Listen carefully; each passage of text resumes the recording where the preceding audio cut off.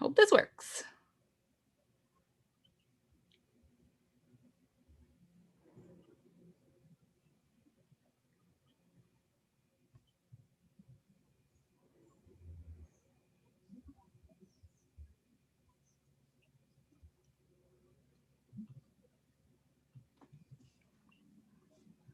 Did anything Okay. happen? Yeah, it looks like we're streaming. Oh, I see that live. Do we have to do anything? It's weird because there's a delay, right? How do I see? Okay, I see one watching now. Two watching now. Hello. I'm on the Are you on a different page? No, I'm on your birthday live stream Are you on seeing it? YouTube. No, it's still saying like waiting. Okay, I think it's a different page then. Like it's a different link that it took me to. Oh yeah. Okay, I'm here now. Okay. I feel like it makes it so much more complicated to have to do it with two people. But we figured it out. Yes. And I see it's actually live, so that's great. Okay, good. Okay, good. How are you? I'm good. How are you? I'm good. Anyone who's I see it looks like 3 people are watching it. 4 people are watching now. We just spent the last like 20 minutes trying to figure out how to stream this on YouTube. So We managed. Yeah, we managed. It took a while. But if anyone wants to say hello in chat, that would be nice. This is kind of strange. I feel like it would be weirder. It would be even weirder if it was just me because I'd be like, is anyone watching? Is there someone there? Like, what was it like when you went live? Oh, like for the first 10 minutes I was talking to myself. Okay. Yeah. And it's like, okay, I'm gonna wait. And there's people there, but nobody was saying anything. And like Yeah. I can understand if you're the first one at the live, you may not like want to be the first one to type in chat. It's okay. Yeah. But we're friendly here. I'm gonna say hello in the chat just so that somebody has said something. Well, I guess by way of introduction, hello, I'm Lara. This is my friend Shauna. She's also on YouTube. We do pretty similar content, so it was funny when we found each other. I was honestly surprised that YouTube hadn't showed me your videos before, like that you had never ended up in my homepage. I thought the same thing after I started watching your videos. And I felt like if it wasn't for like my content and what I do, and so if I'm looking for somebody else, and it's like, who is like the most ideal creator, I would have described your content. Yet YouTube never put us together for some reason. Yeah, it's weird. I feel like most of the people that I watch on YouTube, well, actually, it depends how long I've been watching people, but for a lot of people, I can remember like how I found them. And a lot of the times it's that YouTube will just like show me them in the homepage. And so that's how I expect to find new people now. But in this instance, it was because someone who I watch, Rebecca Morgan, she shared your content on her channel. And I was like, okay, I'll watch this. That seems which video of yours did she share? I think it was like the oversaturation of the beauty industry. Yeah, that I'm pretty sure that was the video that she linked. And like a lot of people actually found me through that video. So it was really nice that she shouted me out. And I mean, even like her content, I think all three of us share like a small pocket of content that is similar, mostly like the project fanning type content. Yeah. And I was very like I've been watching her for years as well, maybe 3 or 4 at this point. So it's one of those moments where it's like you really like somebody and then like they link your video, and I was very honored for that. Aw, that's so cool. Yeah, I think I just found her from the YouTube homepage. Um, yeah, But that's now really cool. I can't even remember how I found her now. It must have been my feeling is something like this. I'm 90% sure I heard about Project Panic Total through Kelly Gooch. Yeah, And I same. think that was the very first Project Pan video I ever watched. Like that concept was introduced to me through her. And I think I must have found Rebecca around that time. Or like once you start watching one Project Panner, then like everybody else who's in that niche kind of you get recommended their videos as well. Yeah. I think the first couple of people who I happened to watch after like learning about project panning, I started watching all of them. Like I was really interested in all of them. And then I slowly realized that like it's not just three people on YouTube who do that kind of content. There's a lot. But interestingly, it was only like the first couple people that I kept watching. Like Kelly Gooch, she was the first one for me as well. And then Sarah Rose and Rebecca Morgan. And then everyone else I watched after that point, I was like, I've got the like core people who I like, which is kind of interesting because there's so much like project panning content out there because a lot of people obviously like it.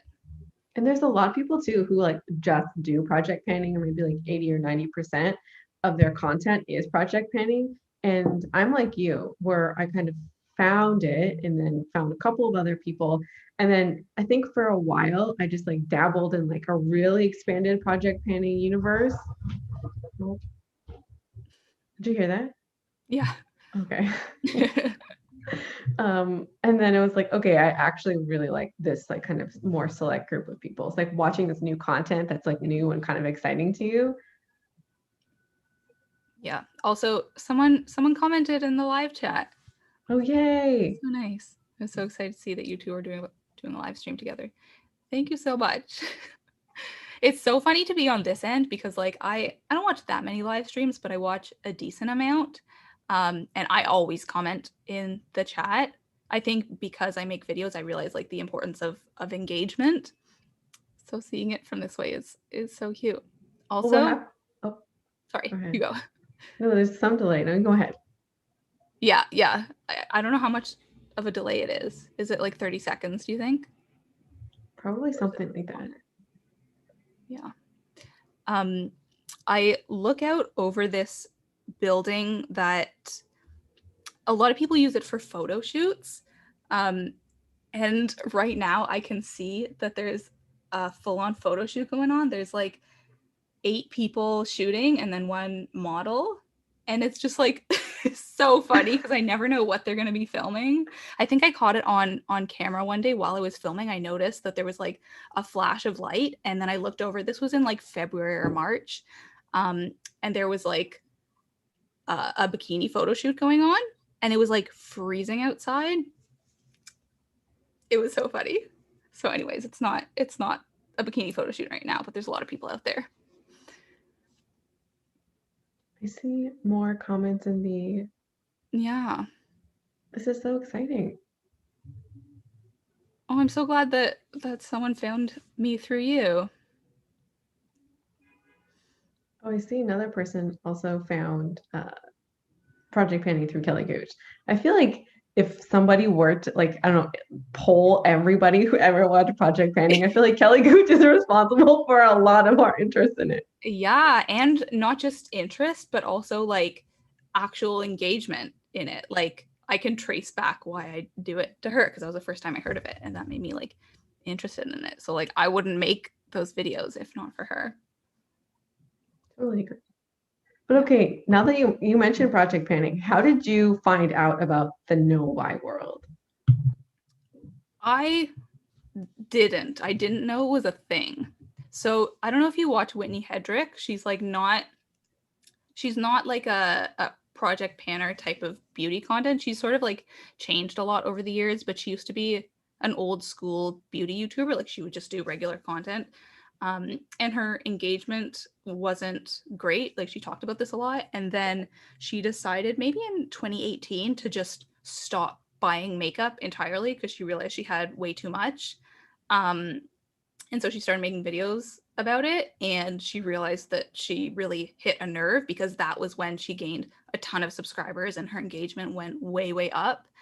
And so watching her videos made me like think about my own collection and realize that I never thought critically about my relationship to makeup and the fact that like the amount of makeup I had was actually a problem. I just thought that like the goal of makeup was to keep accumulating it.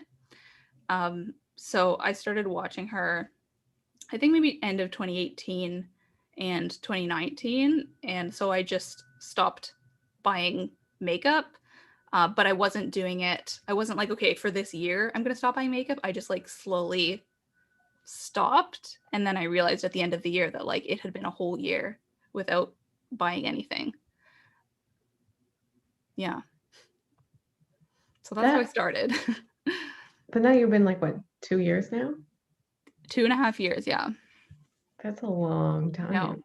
I know it's crazy. I mean, I have bought some things here and there, but it's not anything like what what my consumption used to be like. Feel you on that.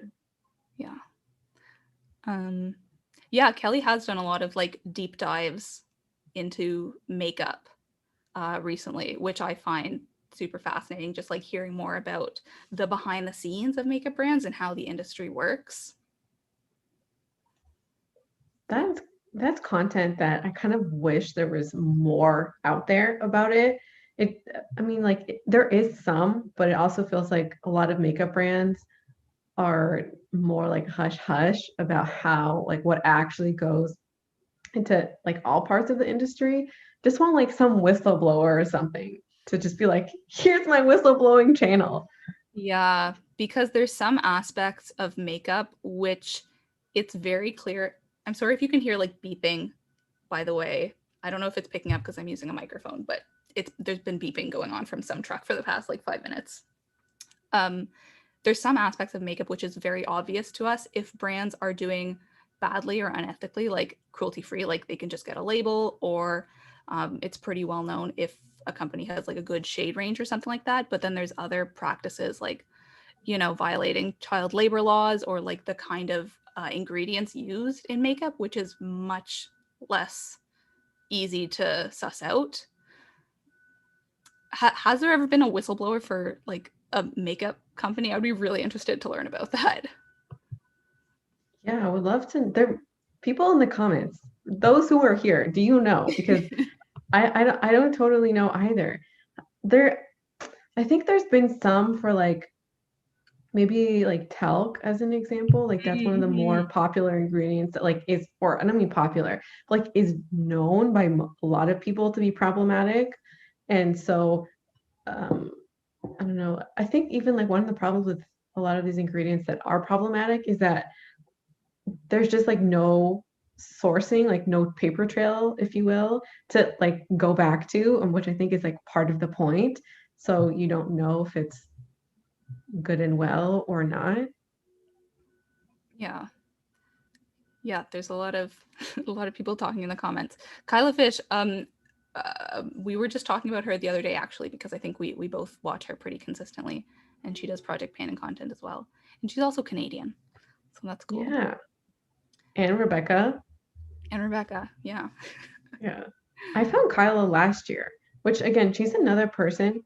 Like, well, I think her channel is fairly new, like maybe a couple of years at most, but I found her like last summer, which was also somebody who surprised me. Like she kind of seems like the kind of creator who aligns with like my interests and like the kinds of videos I like to watch. So it was like, what took YouTube so long to recommend her? How I found her actually was she commented on one of my videos. I don't remember which one it was, but this was like a long time ago, like a year and a half ago or something like that. And then from there, I started watching her videos and like we would comment on each other's. But then she got to the point where she was like way bigger than me, and I don't think she watches me anymore. Um, but yeah, that's funny. Okay, someone said the BBC did a series using YouTubers to go behind the scenes at the beauty industry. Some of the ingredients and how they were obtained was really eye opening with the human cost. That sounds interesting. Yeah, why haven't I heard of that? I have watched a documentary called Toxic Beauty.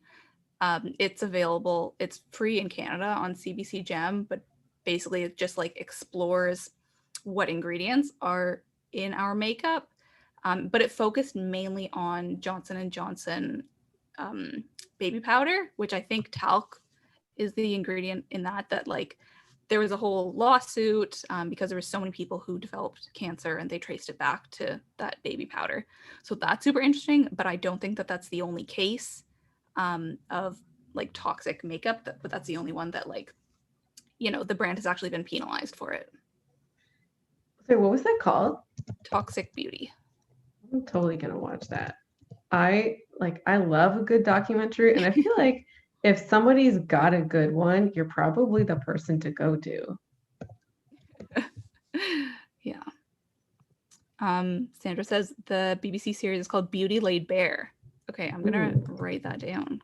oh yeah, me too. Thanks, Sandra. Yeah. It's always good to know um, more about this industry that we discuss. I mean, I feel like both of us have been like pretty outwardly critical of the beauty industry, but it's helpful to have like actual knowledge and studies to back up that. Yeah, and sometimes, I don't know, I feel like there's going to be a lot of feelings about this, but the feeling about clean beauty has shifted so dramatically over maybe like the last 3 to 5 years. There was so much fear mongering about ingredients, and through not just like the YouTubers who really espouse ingredients, especially in skincare, but then also sites like EWG and like their whole list and those kinds of things of like how toxic our beauty products are. And then, kind of clean beauty. And it almost felt like natural in a way, like, wow, look at all these toxic ingredients. There's these brands who are coming in to like answer this call. And then it's like, I feel like a lot of us kind of maybe fell for it in a way, like just exactly that. And then now it's kind of like maybe over the last year and a half ish, could be more. I don't want to say a backlash, but more of like a critical gaze at this, like, okay, like let's just take a look at this idea of toxicity in general and toxic ingredients, and like who is creating these brands in the first place? What are they actually bringing us? Yeah, and I think a lot of the issue is that like some of these ingredients just like haven't been studied for long enough, you know? Like maybe we'll find out 20 years from now that this ingredient that was used in like all mascaras is actually terrible and like, you know, giving people some sort of cancer or whatnot. But if that ingredient has been used just recently, like in the last 10 years, we won't find out about that for a long time. Yeah. And I also think there's just like a lot of suspicion about like American standards to begin with, because like the EU and then the US have different standards for like beauty products. Hmm. And a lot of like the EU, from my understanding, tends to be more like uh, preventative in a way, or careful. Like if we think that there could be a risk, instead of just proving the risk, we'll like ban the ingredient and then we'll look into it, kind of like to be safe. Where the US kind of takes like the opposite approach. We'll use this until we can find conclusive evidence to prove its toxicity. And Interesting. so then, especially like if I know my audience is mostly US based, there's like different standards, and then there's like different like ideas like, oh well, if the EU has banned this ingredient, then like it actually must be toxic, and then it's in like maybe some American products, and then I think there's just like confusion that's created by different standards. Yeah, I had no idea about any of that. Um, Someone is saying talc is bad because how its mined has asbestos in it. And it's the asbestos that causes cancer. I never know how to pronounce that word. Asbestos? Yeah, either way, good tomato kind of thing. Yeah. Like honestly, we don't know what we're using. And like I don't think that this is just particular to the beauty industry. Like there's a lot going on about microplastics these days where it's like in the air we're breathing, like we're always breathing microplastics, and there's not going to be any long-term studies about that for a long time. Yeah. And then even if we started a long-term study 5 years ago, long-term study is just that long term. Yeah. You're going to need like 20 years of data to, and then by then you don't even know what's going to be happening. Yeah. I feel like this conversation got very like nitty gritty Sorry. about the like science of ingredients. We could talk about some other things. Let me just show off my drink really quickly. I already showed Shauna, but this is like the fanciest drink I've ever made. So don't think that this is like normal for me, because this is a big deal. This is called Empress Gin. It's from BC, and then I mixed it with Fever Tree tonic water, and then put grapefruits in. I'm obsessed with how it looks. I thought I'd It's have a so little beautiful. drink. Yeah. Casey is asking, is there a decent makeup recycling program in Canada? So I've gone to L'Occitane before. I think that they have that in the States too, because I've heard people talking about it there. Um, but it's through TerraCycle, and TerraCycle is basically this company that teams up with different brands or companies in order to help them recycle their products. So you can bring in like any makeup product from any brand to L'Occitane and they'll recycle it. It's not every single makeup category. Like they didn't take my mascaras or eyeliners, I think, but you're able to take pretty much everything else there. So I found that really helpful.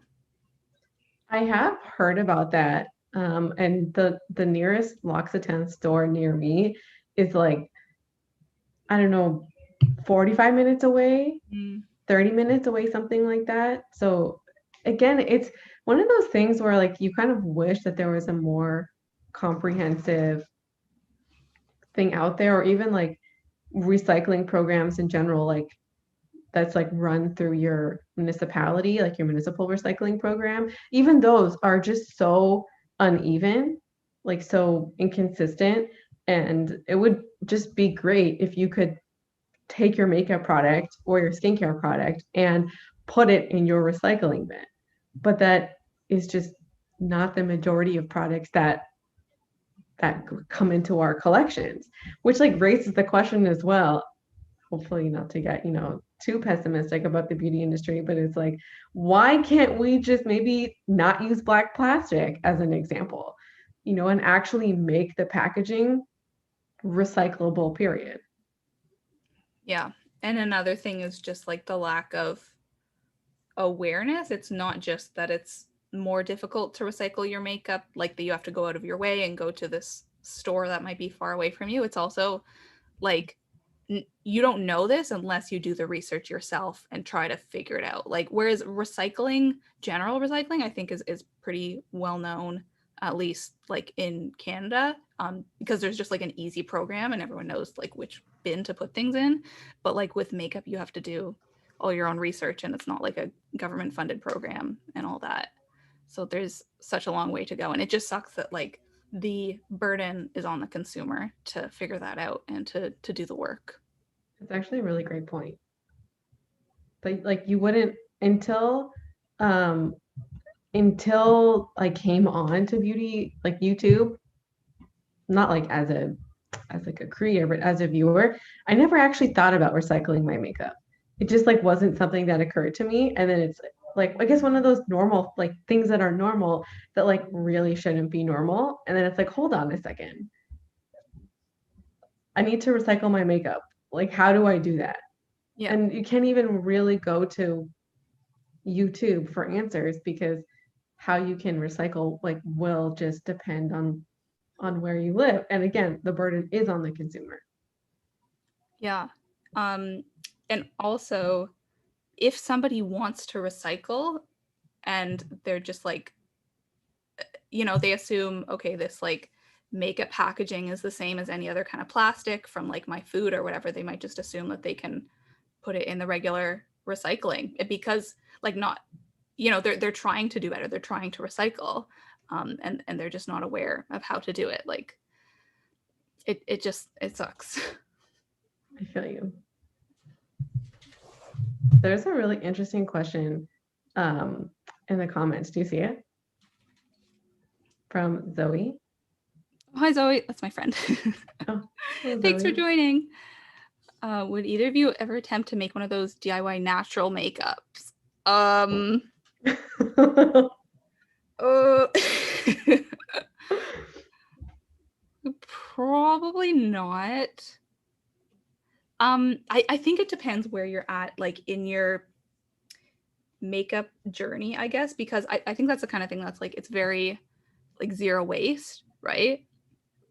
Um, So maybe one day down the line, I'll be like, I don't want to purchase from any company ever. I don't want to like consume anything that I haven't made myself. Like I don't trust the ingredients in it or whatever.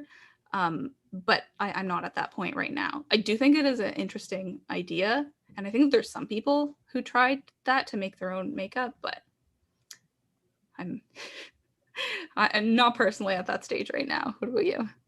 I'm kind of in the same boat, and I think I've tried something like this in the past, um like maybe like a colored like a dry shampoo, like putting cocoa or something in it. I think I've done something like that, like maybe 5 or 6 years ago. Did not turn out well. And that's kind of how I kind of felt like when looking at other people, that kind of tends to be the vibe. Like this is just kind of mediocre. But I guess like if you're really devoted to environmentalism or like zero waste, then maybe that works. But I also feel like these kinds of like super DIY makeup products are generally meant for like they'll give you like a super natural look. That's not my vibe. I'm not like a supernatural makeup kind of gal.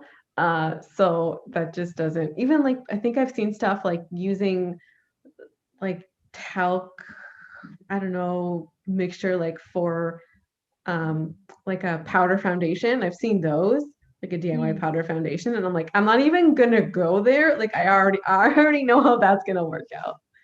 Yeah, I watched someone named Sustainably Vegan. She's here on YouTube and also on Instagram, and she used to do a lot of DIY, not makeup, but I think more like face masks and that kind of thing, like general beauty things, with like oatmeal and avocado, that kind of thing. Um, and people were really interested in that, because it's like, oh, make it at home and it's just as good as store bought and it's cheaper or whatever. But she talked about this recently. Like, she removed all of the videos where she did DIY products because she's not an esthetician or anything or a dermatologist. Like, she doesn't actually know how these products will work on you. And she doesn't want to encourage people to use things that like might not work well on their skin. I don't remember the whole explanation, but I thought it was really interesting how like she used to do DIY and now she was like, I don't think that as a creator I should encourage people to do this. And I think there's a couple of really good points there. The first is that like I kind of think maybe Hiram as an example. Like Mhm. there's a lot of like DIY skincare that might recommend that you um do or use like lemons as an example. Yeah. When I think a lot of estheticians might say, please don't put lemon on your face. Um, I mean, I'm not an esthetician, so I don't want to be the person saying that. And I think at the same time, like, well, we don't really know exactly what these ingredients will do, but I think it also promotes this fear of like chemicals or things that like are directly not from nature when a lot of actual chemicals are generally fine and like we use them on a daily basis. But I think it does kind of create that fear that's like similar to like clean beauty. Yeah. Sorry, I was fussing around. The lighting was really good when we started. It was like sunny out and now it's dark, so I just added a little light. Um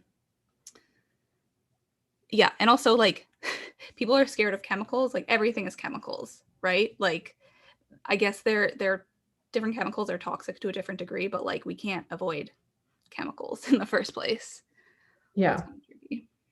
definitely. Someone said I'd love to have a makeup recycling program at the Chopper's Drug Mart counter. That would be amazing. That would be so cool. That would be okay. Somebody like needs to contact Galen Weston and the Weston Company, like the Weston family. They just need to like get it together. They're okay. First of all, I just have to just to go on like a small mini little Rant? tangent. Yeah.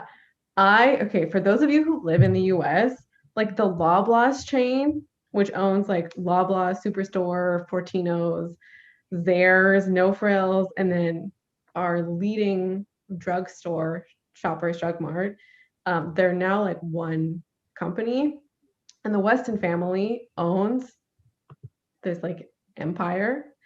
And I am the biggest President's Choice fan in the world. So like while Galen Weston is at it, like just come sponsor me. Um, I would love to do a sponsored review of PC products. Like, come at me. Have you ever seen one of those? Like, have you ever seen them sponsor someone on No, I haven't.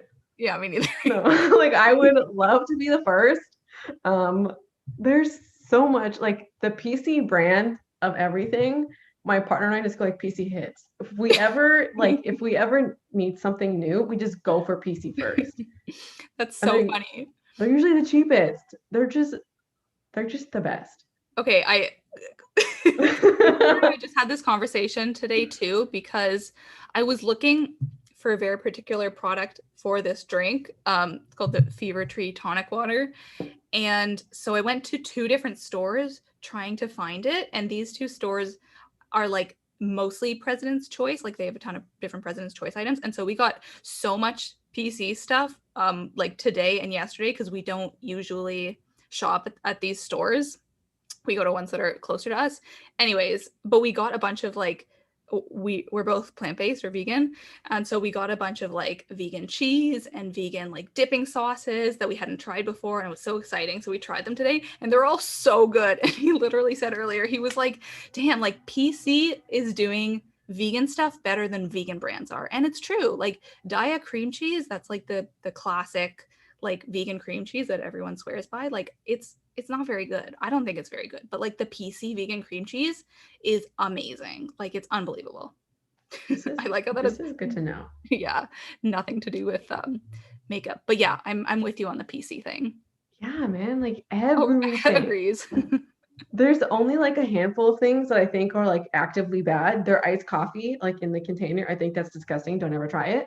But like that's one of the things. And like their brand of chips is okay. But like if you've been eating Lay's for like your whole life, everything else is just like gonna be different. I don't know.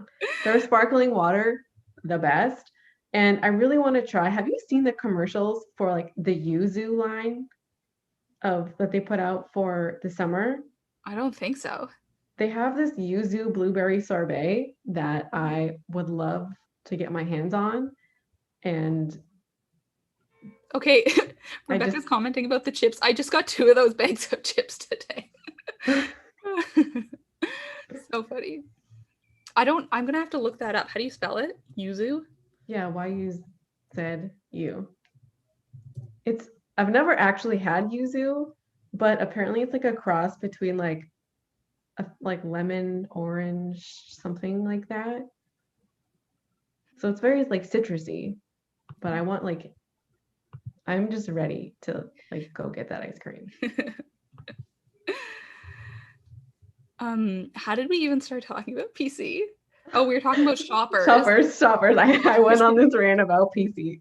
I thought this was gonna be a negative rant. I thought you were gonna talk about like how much you hate this family because of like how much money they have or something. I mean, like talk about the Weston family could be doing more. Like they do need to be doing more, and they're like one of the wealthiest families in Canada. So like there are truly problems there, and I'm not gonna deny it. Like they have almost like a monopoly on like grocery stores. Not quite, because there are like other options, but they bought out lots of companies. So I don't know. It's a mixed bag. That's the sucky thing when you like love a product but not the company that it came from. It just goes back to the like why do we have to worry about these things? Like we shouldn't have to make these decisions, you know? Yeah, man. I Okay, feel like this is what's going to happen to me when I like love makeup products and I want to repurchase them, but I don't want to support the company. I'm like, what do I do? I feel a bit that way about MAC Hmm. because like they're not cruelty free, and they actively like left their cruelty free status almost like what 5 years ago now, and there is like issues with their parent brand, and issues like with the brand itself. And then it's like they also do have a recycling program. So I Yeah. mean like that's a plus. And they have like I think they have really great um shade ranges, excuse me, for just about everything. And like really I would say like not affordable, but like they're pretty well priced in like the makeup space in general. They're kind of like lower in the high end kind of Yeah. range. So it's like they're great, pretty good price, reliable formulas. They do have a recycling program. So if you finish a product, you can bring it back to the store to get them to like, reuse it in a responsible way. But then it's like, and I kind of hate the arguments where it's like, oh, there's no such thing as a good company. But I feel like that kind of rhetoric almost like breeds like inaction or just kind of like, well, if no company's a good company, I'm just going to do nothing. And like, that's not an answer either. Yep. Yep. Totally, totally with you there. Um, yeah, there's so much I could say about that, but I totally hear you. And I feel like the people who are watching this now, like, I'll probably agree for the most part. Um, Rachel's asking a question that like I have been thinking about a lot too. How do you feel about parent companies owning shares or owning a whole company, like how Estee Lauder recently purchased The Ordinary? I just started buying from The Ordinary in the fall, and I was really excited to like support this company that seems to be like kind of anti-consumerist. Like they were trying, and also they're cruelty free and like decent packaging. Like it seemed decently recyclable and all that stuff. And then they were purchased by Estee Lauder, and it's like, what do I do now? Like, do you support the one company under a parent company that is like doing good work, so the parent company sees, oh, we should go cruelty free or be more ethical or whatever across all of our brands, or do you just cut them off completely? I totally feel you on this, and I waffle all the time as well. And my feeling about like a parent company seeing one company go cruelty free and then doing it themselves, my personal opinion is like that doesn't do it. Like I really don't feel like most companies out there saw what happened to CoverGirl and were like, you know what, we're gonna do it too. Like I just don't think, I don't know, maybe it's just like I am a bit of a pessimist in that kind of way, or like maybe I just think the worst of the biggest brands, but I just don't feel like, especially like the parent brands, the brands with like all of the money, I don't think that they're looking at those brands who've done that in that kind of way. It's all about the bottom line. And I think ultimately, if the bottom line said that this would be the best move, that would be like the only indicator of like why, or the biggest indicator of why they would go cruelty free or not. And most brands in our drugstores and in Sephora, which is where like probably like where we would get most of our makeup in Canada. Um, their majority of them are owned by a parent company. Like there are truly so few that are independently owned. So few.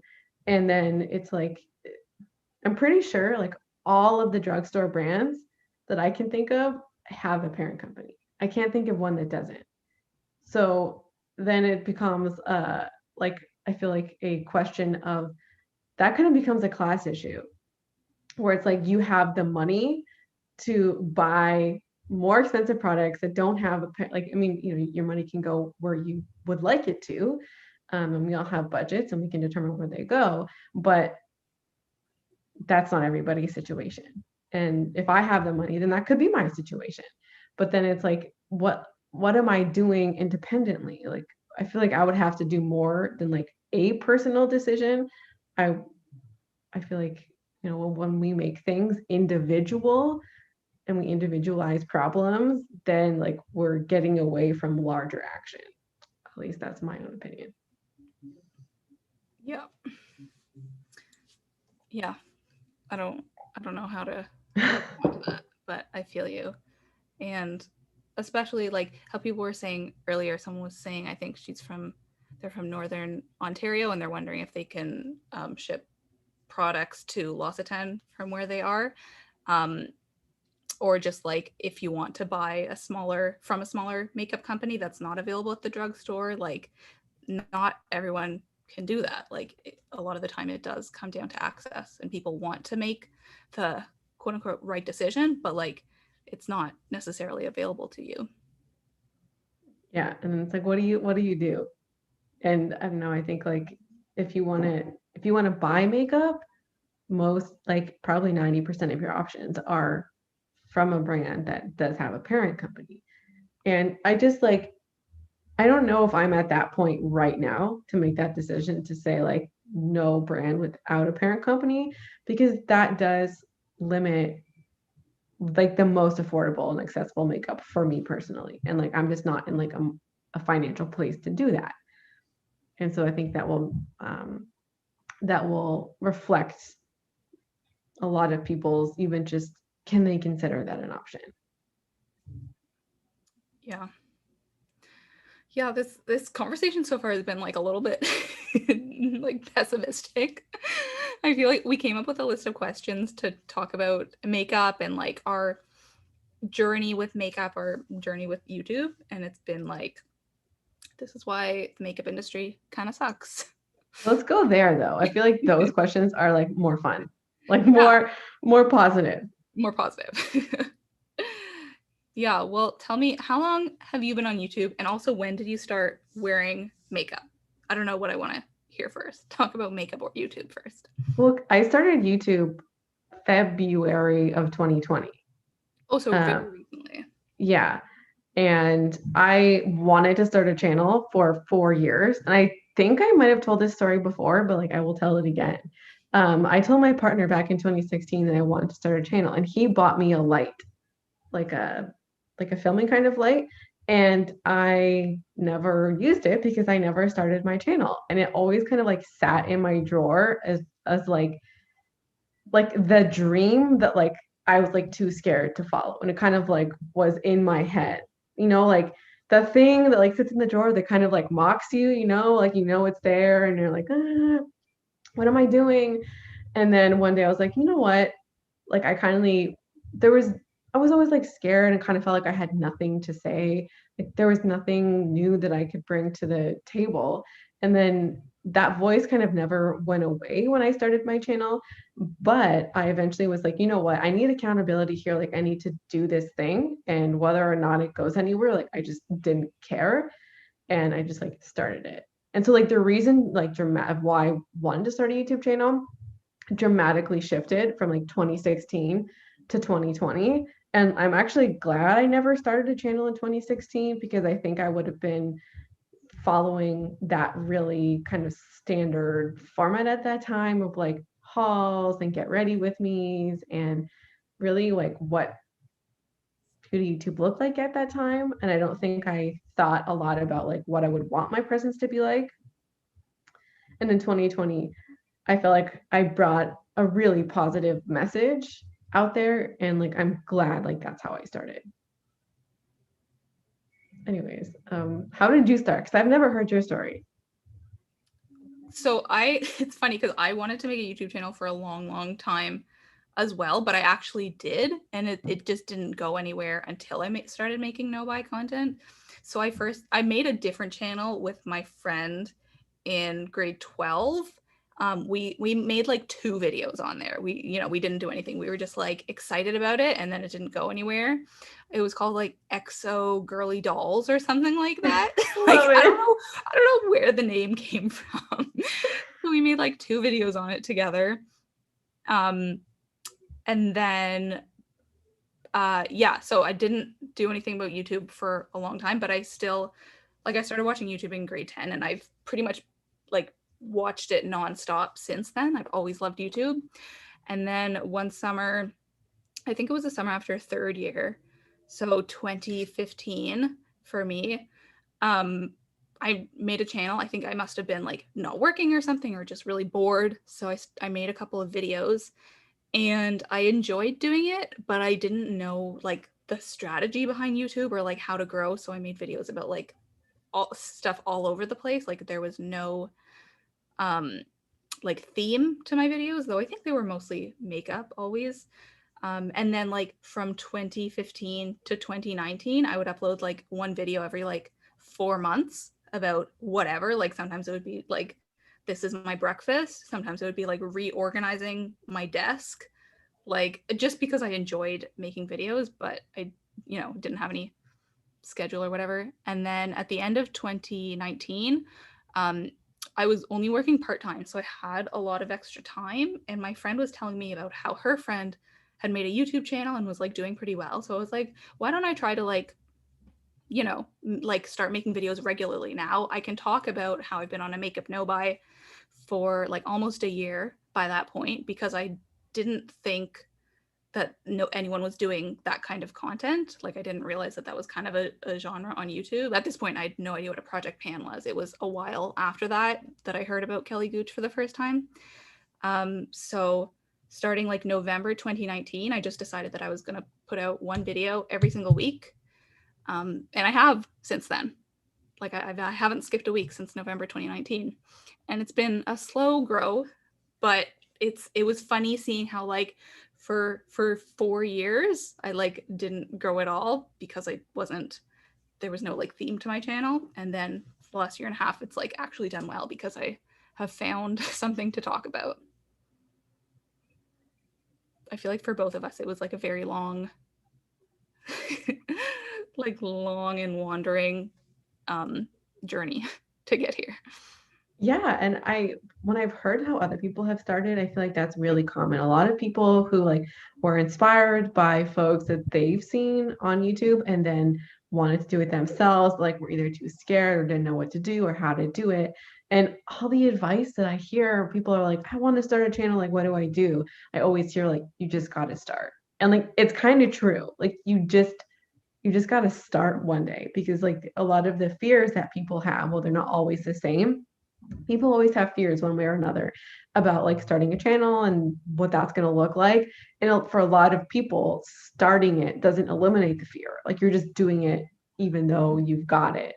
And over time, I don't know, maybe you feel like you got your shit together, maybe like you don't, but I feel like you find a groove at some point.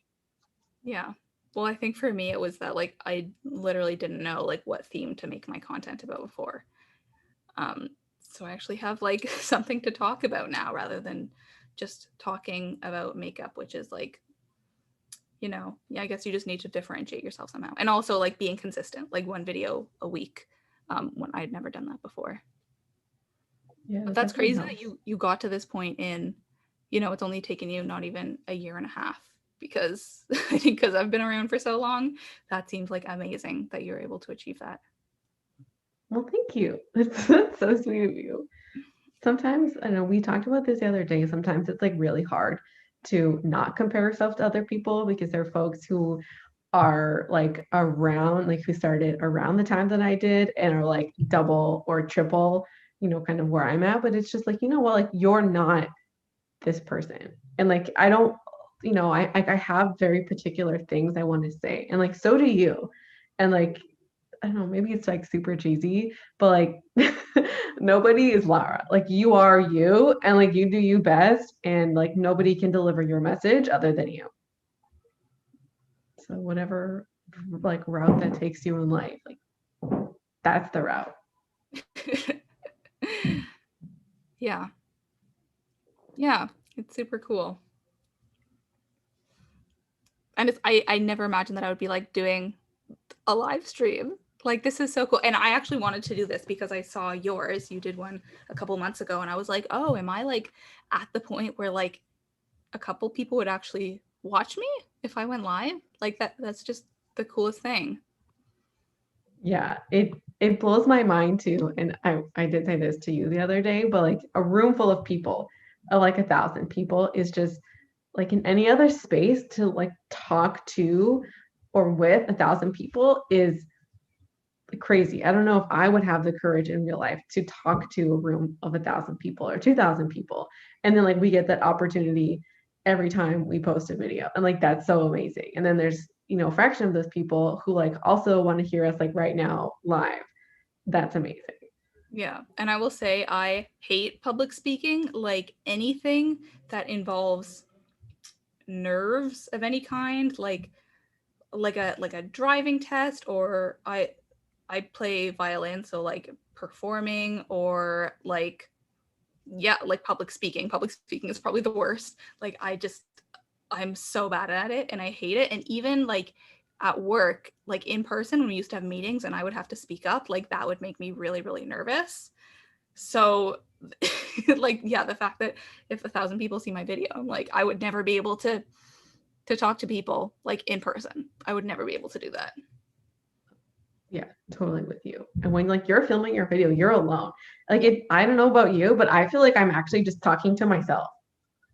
Like when I'm filming any kind of video. And sometimes like I can imagine what somebody else might say, or like what somebody else, like how might they react, like if my audience would be excited about it or not. But those are only like imaginations or like inklings or feelings. But when I'm actually filming, I just like I feel like I'm talking to a camera. So it doesn't feel like I'm actually talking to 2,000 people, which I guess like for me and I guess for you is probably a good thing because I like don't do well in social situations in real life, and like 2,000 people is like a really scary social situation. Yeah.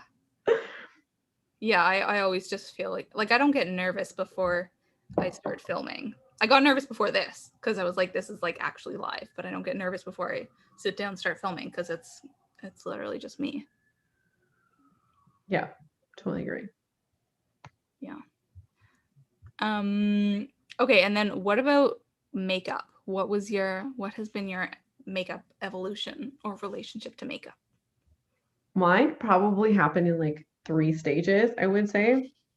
I started wearing makeup, like the barest minimum of makeup when I was 13, like eyeliner and mascara, which like from like the people who I was around at that time, that kind of felt the the standard route, like what a lot of people went through. And then that summer, like going into ninth grade, I so the reason I wanted to wear makeup early, but it was my mom who was like, "You're not doing it." And then finally she was like, "You know what?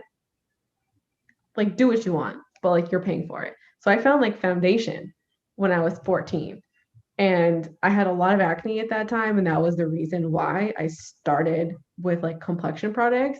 But it was like foundation and powder, and then like mascara and eyeliner for a while, for a few years. And then I added on blush, and then I never wore bronzer or any eyebrow product until I was in university.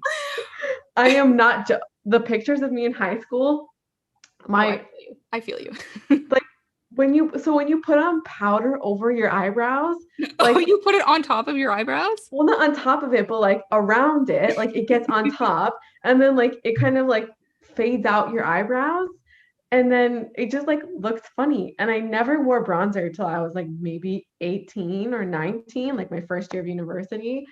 Um, and so up until that like 2014 or 15, like all my makeup was like in a singular bag. And it was just, I never thought about makeup in any kind of way beyond like putting it on to get me through a day.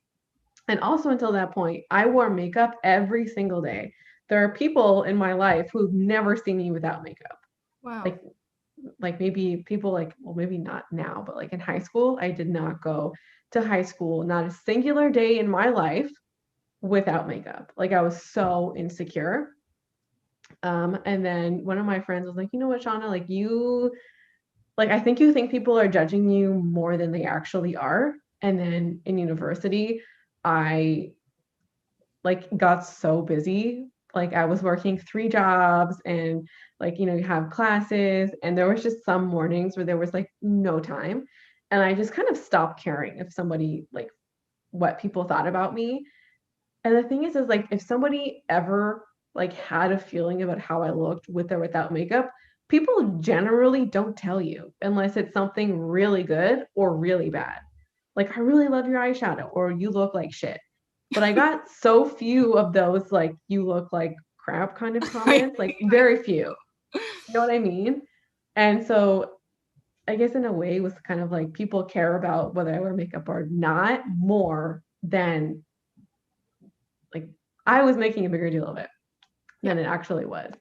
And then I found YouTube in 14 or 15. I can't remember exactly when. It was like in the wintertime. And then 2014 or when you were 14? 2014 or 15.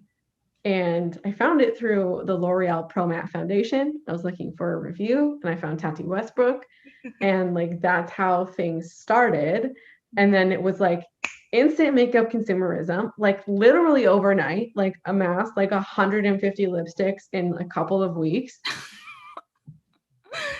So it went from like YouTube was, I mean, makeup, you were just using it like as a utilitarian purpose, like to achieve the look you wanted, to like you actually enjoying consuming it and like the marketing and all that stuff.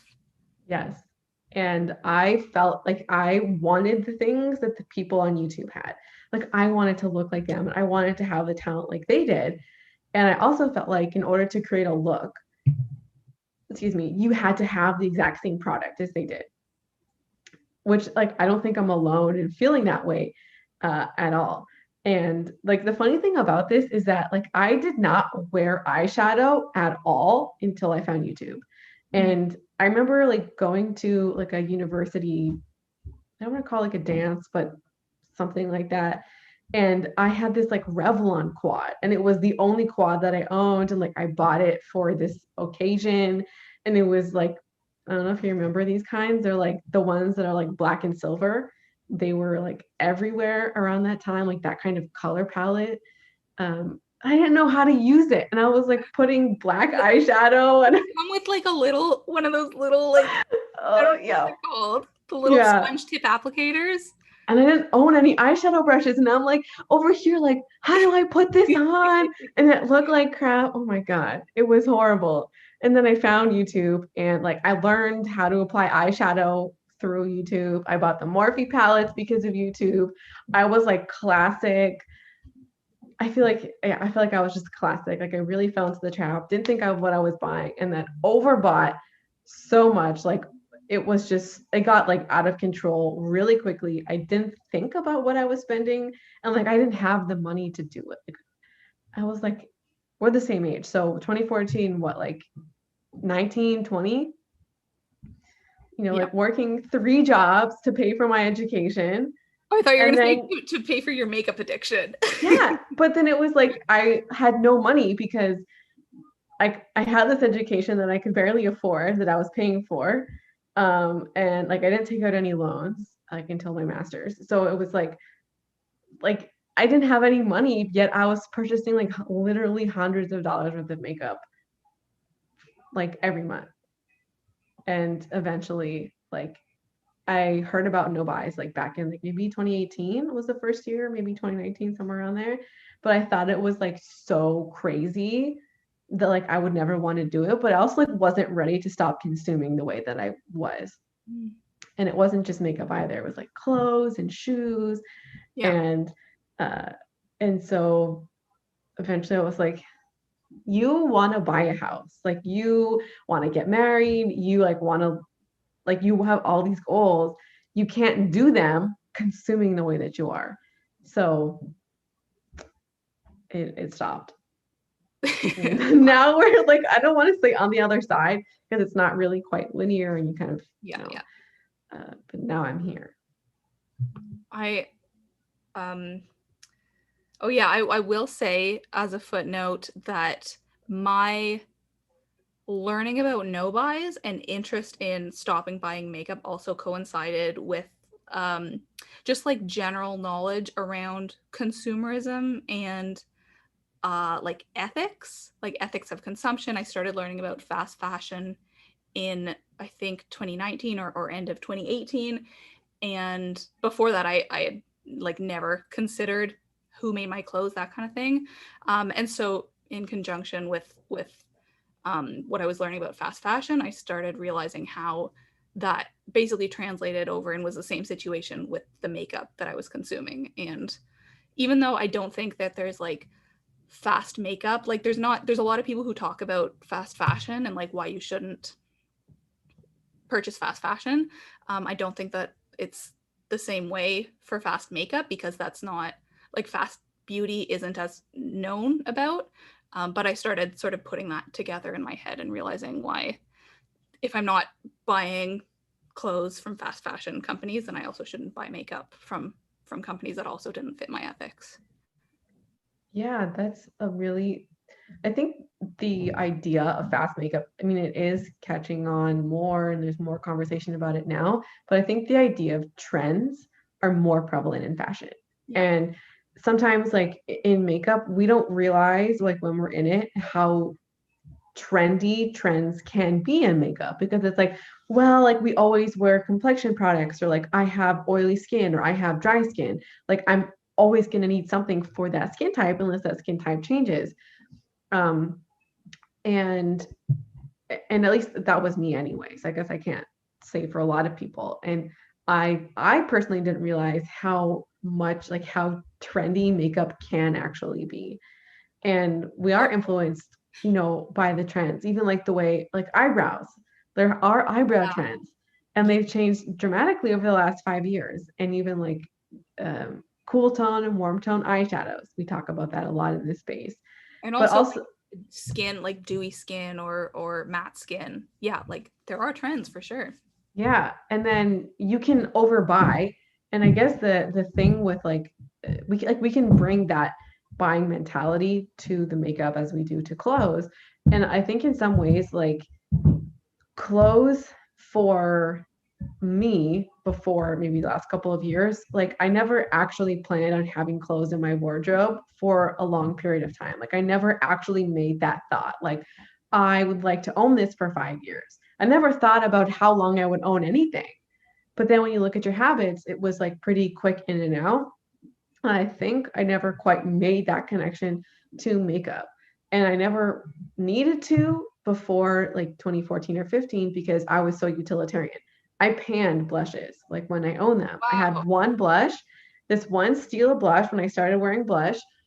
It was the brightest shade of blush. Like it was definitely not meant for my skin tone. And I bought it twice and used it twice Wow. and then went to the next thing. And like I panned everything because I only owned like one of everything except for like a complexion product. But then now, like on the other side of, when like in consumption, even like my blush preferences have changed, both in formula and in color. And then you can amass 10 blushes in pink shades because that's your preference, but then you have 10 years worth of blush there, and then your preference has changed and the only way to finish it is to use colors you don't like or declutter it. And so it's like, I guess that's something that I still struggle with now, is that like I want to own a lot of like colors that I like, maybe not the same color but in the same color family, because it feels like this is my preference and this is what I like and I'm going to use them because I like these colors. But it's like, how long will you use these for? Is it going to be 2 years that you'll have this preference? You can't tell. It could be 5 years. You just don't know. And Yeah. then you're stuck with 10 blushes that you don't, like you're actually not going to use, but you don't know you're not going to use them until things change. Yeah. Casey says, I have a new baby niece. That's so sweet. That's so lovely. Um, yeah, when I up until like a couple years ago, when I bought makeup, I would never think about the end goal or like what it would look like if I finished that product. Like it literally never crossed my mind. And I logically think about that now. I'm like, how is that possible? Like when I picked up a new product, why did I not think how long would I have this in my collection? But I didn't. Like I just thought about the fact that I wanted it then, and like that was it. Yeah, 100%. And I guess it kind of comes to this idea of like how much is enough. And if I like peach blushes or like that kind of color, right? That's my favorite. How many peach blushes do I actually need to own in order to like fulfill that like need or desire? And in some ways it's like maybe two or three, because then you could actually finish those in maybe 3 years. But then like, oh, I like a pink and I kind of want a pink color. Like that would be nice. And then that's like your fourth blush. Oh, but I like a cream formula. And so then it's just like, how do you kind of toggle or juggle all of your interests and desires. Like in some ways, like that's a really fortunate way to look at things, a really privileged way to be like, I have so many choices, like, and I can afford to indulge in those choices. But it's also like that just doesn't feel smart to own like 6 blushes or 10 blushes, especially I don't know, and I'm in that space. I own like maybe 50, not 15, somewhere close to that number. And then I just like it's too much. But like I love all of them. Yeah, it's like when you see the closets of like the rich and famous, and they have like full walk-in closets of and like a full room of like all their bags and all their shoes, and it's like there really is like no limit for them, you know? Like what is the limit? And I feel that way about some categories. I'm like I could have 50 of this category and still feel like I want all of these things. At least that's how I used to be. Now I'm like that's not a great idea. I do feel like blush for me as well is something that like is one of the categories that I want to have the most of. Like it's one of my favorite categories as well as mascara. I think those are my two favorites. Do you like has things changed for you in that respect? Like, okay, so these are your favorite categories, but has your buying or mentality about these things, has that actually shifted? Like in wanting to buy new blushes. Yeah, and then even I know you're on the no buy, but like once things are over, I don't know if that's too like in the future, but I don't know, do you even feel like wanting to buy things? Okay, I don't know where I'm going here, but I has your do yeah, well definitely like my relationship to makeup has changed, and so I the main thing is that I'm not going to impulse purchase anymore. Like I'm always going to if I'm going to buy something new, like I'm always going to have it planned ahead of time. I'm not just going to walk into Shoppers or Sephora and be like, "Oh, that looks nice. I'm going to get that." Like I'm just never going to do that again because that's like it'll just be downhill from there. So I'm always going to have um planned out what I'm going to buy, but also like because of this no buy and the kind of videos that I do, I've just realized that like I don't there's a lot of companies that I don't want to support anymore, despite the fact that I want their makeup. So I need to figure out ways around this. And the main way that I've been doing this now is using this app called Buns, which is big in Toronto. I don't know like where else it's available, but it started in Toronto and I think it's available in like big cities. But basically, it's a trading app. So like you post your things that you want to trade, and then you see someone else has like a blush that you want, and then you trade one of your things with them.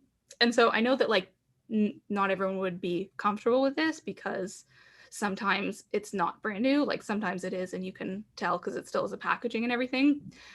So it's just like up to everyone's own comfortability.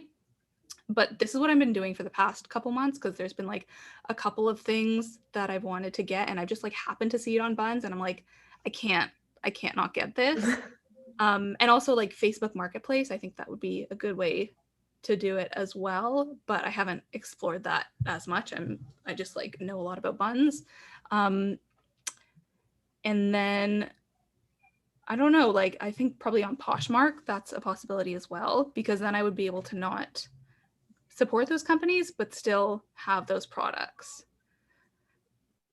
But yeah, I don't really know what I'm going to do like down the line because I can't just buy all of my makeup secondhand. Like I realize that that's probably not realistic. Yeah, I definitely agree with what you're saying. And like I have some brands as well. And or even some where it's like I'm just like putting a pause on that for now. And like I can't because I'm on a no buy. So there's just like no real need to even think about it. But then it's like in a couple of months or maybe at the end of the year, like you're gonna have to make a decision either way.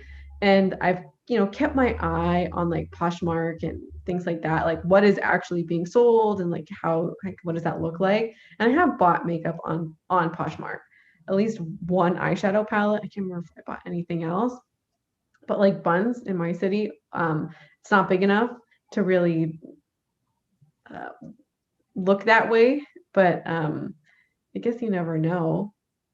And there are like, I guess there are alternatives. And you don't have to just support Well, those it comes back companies. to access as well. It's like, a lot of people, like, Buns isn't available to you, like Poshmark, you have to pay for shipping and whatnot. Like, yeah, it's hard. And also what you were saying about like you have put a pause on some brands. That's how I feel about The Ordinary. I'm like, I want to keep buying from The Ordinary, but I haven't decided about that yet.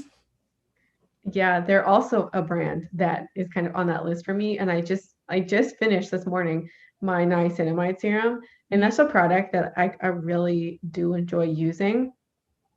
And and I bought theirs a few times in a row. And so it's like I just don't know what the play is with them.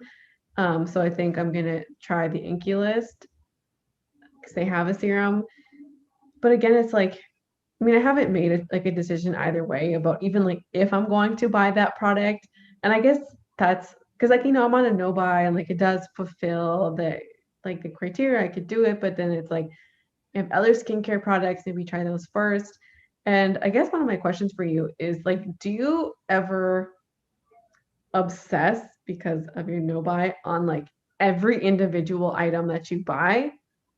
Because I know for me, like whenever I'm making a purchase on the no buy, sometimes I feel like I devote way more energy than like I really should on like whether or not I'm gonna buy that item. Mm. Like I've been thinking about this niacinamide serum, like an 8.99 serum for like literally 4 weeks now. And it's Mm. like, you know what? Like you don't need to like put all that thought into it. Like you're gonna buy it or you're not. Like it's fine.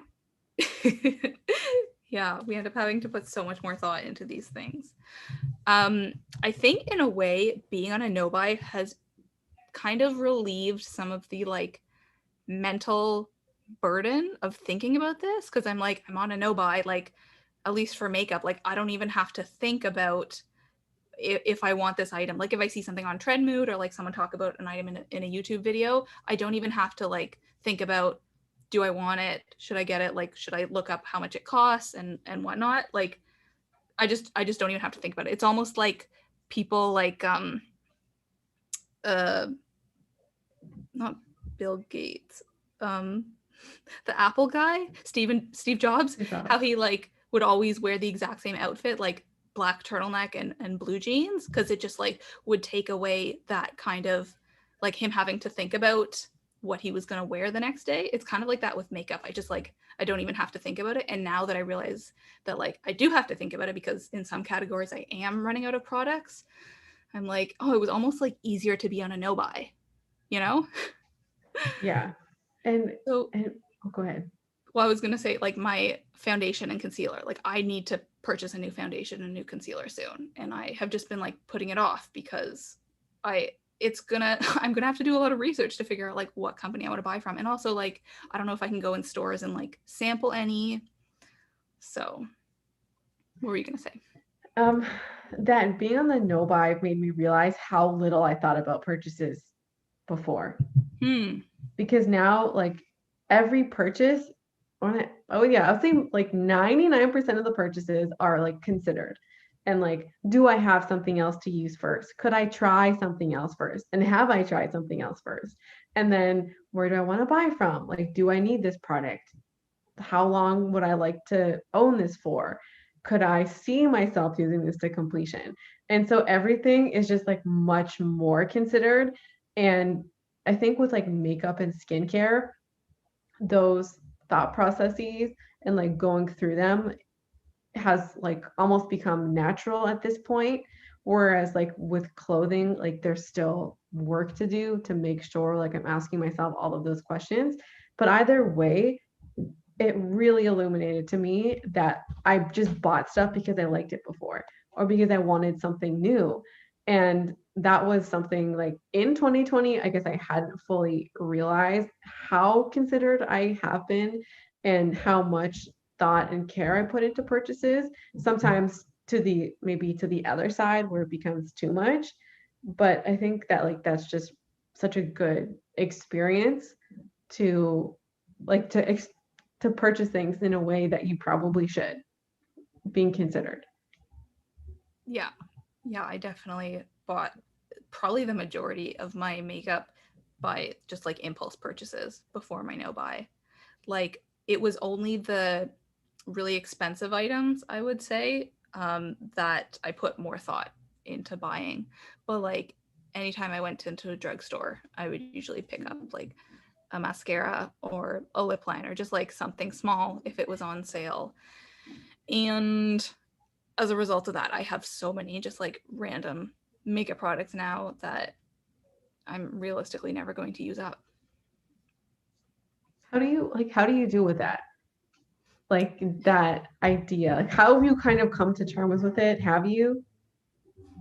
Um, I just try my best to use everything up, or I declutter stuff. But I think that I pan things more than I declutter. Um, but I'm still like I still have more makeup than I'll ever be able to pan. Like I have so many random lipsticks that like I don't even enjoy the color of. I just wear them because I feel like I have to, and like I'm that's a lipstick is something that I'm probably not going to pass off to someone else, so I just like force myself to put it on. And I know that that's not a great thing to do either, but I just hate the idea of throwing away products that I once wanted and I once spent money on. Um, so some categories I'm really doing well in, and other categories I'm like, I could never buy another lipstick again, and I would still have more than I need in this lifetime. That is something I struggle with as well. And maybe like, I don't even know if I want to call it like a fault because I feel like there's something good about trying to use what you have and, hopefully not repeating those same mistakes in the future and buying like significantly more than you can consume. But then it also becomes almost like detrimental that you're holding on to stuff that you don't like. And I finally like I decluttered some of those items to one of my friends, and like that was just hard because it almost felt like a personal failure, Yeah, like giving up on like yeah. And then it's just like my collection is smaller now, but it almost feels like cheating because you didn't do it yourself. And it's like, you know what? You just sometimes need to like it is what it is. Like you've already bought the stuff, you've already spent the money and you're not going to use it. And like while I'm not necessarily ready to do that with everything, this was just like a good enough like I would say maybe like 15 products or so like left my collection. And like that's still significant. So yeah, it's like that's a lot. progress. Yeah, and also one of the disadvantages of like trying to use up stuff that you don't like is that stuff that you do like ends up not getting used or going bad. And like despite the fact that this has happened to me, I still haven't managed to like stop myself from using those older products. Like I definitely do have a couple products that I'm like, this is expired, but I don't want to get rid of it because like I spent all these years not using it and trying to use up products that I like less. So they're just like sitting there. I get that way too, where I get so focused on panning what I'm panning that everything else just sits there. Yeah. And it's like that kind of defeats the point too, because now you have, let's say, 15 lipsticks or 10 lipsticks or whatever the number is that are literally sitting there and have just been sitting there for 2 years because I've been so focused on panning whatever these amount of lipsticks. And like, what's the point of that? You're not using your products. And I started the 100 Uses project for that reason. And then in some of the categories, it kind of feels like I'm actually forcing myself to use things because otherwise they would like I'm like I was looking at my tally sheet the other day and I was like, oh, I didn't use my Wet n Wild lipstick or sorry, lip gloss in a while, like since I moved. And like I don't like this color, but like if I don't use it, then like it's just gonna be thrown out. Well, then why don't I just throw it out if I don't like it? But then that's wasteful. So then I, Oh. it's like this cycle. So it's like by my bed, and I don't like the color because it's so light. And I just wear it now when I'm alone because it's like I need to moisturize my lips. So why not use this thing? And like, come on. And I can't help thinking about how if things would be different if it wasn't COVID right now, because sometimes I'm honestly wearing things that look so bad. I'm like, I would not let someone see me wear this, like mostly with lip products, but sometimes like my foundation, my skin just looks like very bad, or I like put too much bronzer on because I'm trying to finish my bronzer and I'm like, oh my God, like even wearing a mask, I don't want anyone to see my face today. Um, so yeah, I don't think I would be the same situation if it wasn't COVID. And I feel like maybe once I'm seeing people in real life, I will be less inclined to use products that I hate because I don't want other people to see me in them. And maybe at that point, I'll be able to declutter a whole bunch of stuff. But I'm still, I haven't been able to get over this now. You're not alone though, which I guess in some ways is like Yeah, kind that's of good to hear. comforting. Yeah, Casey said that's why I like the pan your favorites project pan. Yeah, maybe I should do something like that where I'm not just panning products that I'm trying to get out of my collection. Um, I did finish a blush pretty recently that I'd had probably since high school, and I used to really like it, but I realized that I didn't anymore. Was it worth panning? I don't know. I think so because I love the idea that I finished it. And like I was close enough that I was like, this is going to happen. I'm not giving up on it. But I know that like all those days that I wore it, I wasn't wearing a blush that I like better, you know? Yeah. So I don't know. I just have this need to like finish products, pan things. Are you like that in other categories of your life as well?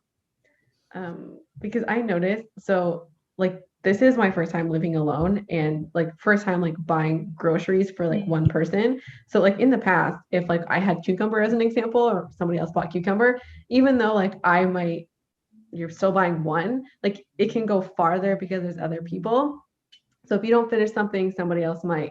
So I bought too much. I bought like three different kinds of lettuce. Like I do love a salad, but it was like really excessive because that was like I just bought a smaller pack, but like this is what we had previously. And I was okay, so my romaine lettuce got like it's so embarrassing. They got moldy. Like all three of them got moldy on the outside. So I sat in front of my green bin, picking off all the moldy pieces to salvage like this is so Project Pam, but with food. I like could not bring myself to just like throw the whole thing away. Like I hate food waste, period. And like I've kept things in my fridge. This also happened recently when I like my partner and I bought food the day I moved in, and like I refused to leave, like to part with it, even though we didn't finish it. And it also kind of made us sick. And I was like, no, because then we're throwing like it was like a really big box. So there was like a lot left. And I was like, I can't leave it because then it's wasteful. And like I could eat this. There's like two meals here. And my partner was like, you need to throw it out now. Like I'm here. Like we're gonna do it together.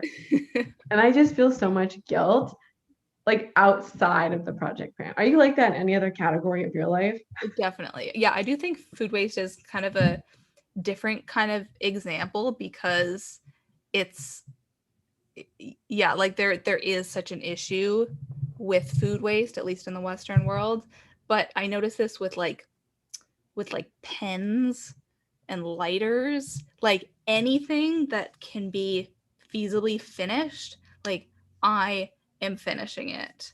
I have a couple of candles. I have like two of those big Bath and Body Works candles with 3 wicks, and then I over the past couple months I've had like a couple of smaller candles. And when they get down to the bottom, generally there's like some wax left over that just like doesn't burn. And so whenever that happens, I like put the extra wax into one of the big Bath and Body Works candles, and then I force like that candle to burn the wax that way. And it like causes so many problems because then it's like there's too much wax in this candle, and like it keeps like the wick keeps blowing out because there's just like too much wax, and it like turns the color of the candle all weird. And my partner is always like, just throw out the wax, like why do you need to burn it? And I'm like, My God. no, I'm not done this candle until I finish all of the wax. Yeah. But I also think that like I have become like that because I'm doing my project man, you know. Yeah. That is very interesting. I got somebody gave me a Bath and Body Works uh gift recently and now that's like, okay, it's new products. I don't like it's just not for me. And I think I'm gonna put some like in a giveaway, but then there's other things that's like not quite right to do that with. And one of them is a candle. And it's like you can give the candle away to somebody. Like it's new. Like you can do it. But then the other part of me is like, oh, like it's a gift. Like I can't, like I gotta use it. Like I gotta force myself to use it. So like I can tell the person that I used their gift. And like, are you like that with gifts too? Like, do you keep gifts even though you don't like them? I have this little set. I think it's from L'Occitane, actually. It's like 2 hand creams and a little soap, and I've never used it. I think I probably got it like 3 years ago. I've never used it mostly because like I have so many other hand creams to get through that I've had for way longer. So I'm like, I'll get through those first and then I'll use those hand creams. But realistically, that's the kind of thing that would be way better to like trade on buns for some makeup, because I don't need more hand cream and like a fancy little soap. Like I would much rather get like a nice makeup product. But I haven't, because I'm like, oh, but maybe one day I'll use it. And it's not that I don't like it, like it's a very nice kit, but I'm like, I don't need this. you know? Yeah, Yeah, totally. totally feel you. Zoe's asking if we do this with clothes. Um, I don't feel the need to like use up my clothes in the same way or like get as much wear out of them, because I think that's something that's easier to like declutter to someone else, like to give it to a friend or to like post in like a free Facebook group or something like that. That's generally what I do. Whereas with makeup, it's a little bit more difficult to give it away because of like the sanitary issues. So I don't as much feel the need to like um fully wear out my clothes. I totally agree with you. And I hear all the time people declutter like, oh, I'll give it to my sister or I'll give it to my friends. And I don't have anybody in my life that I could declutter things to, like not a single person. And the person that I recently decluttered is on YouTube. And like is the first time I've ever actually given somebody makeup other than my mom.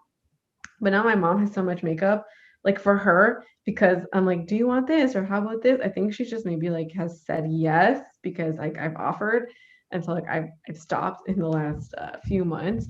But when you don't have anybody to declutter your makeup to, like that's just not an option, and then it kind of becomes either you literally scrape out the product and throw it away, or you try and like sell it to somebody or give it away in like Facebook Marketplace or something like that.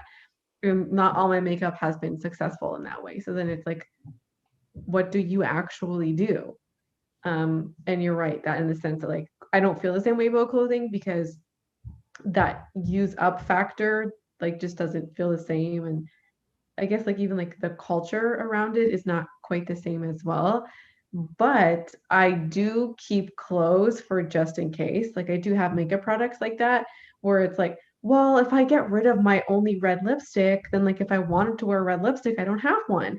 Even like you haven't worn red lipstick in 2 years or a particular kind of eyeshadow or a color. And I do that with makeup as well.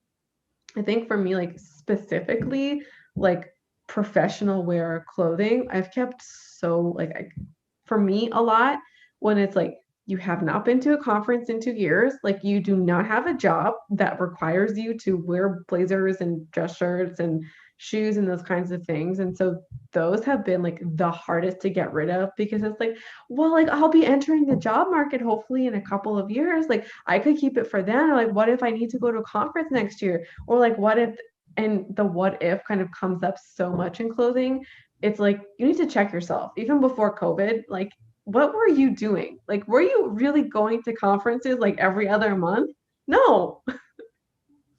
Yeah. Just in case clothing, just in case makeup, like that's definitely an issue. Yeah. But I think a lot of people, oh, go ahead.